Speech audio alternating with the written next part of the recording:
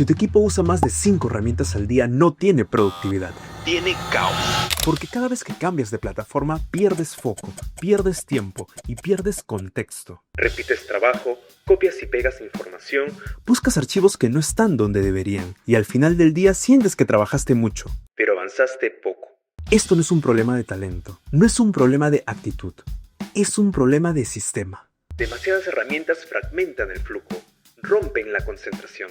Y hacen que todo sea más lento. Ahí es donde entra Synapse.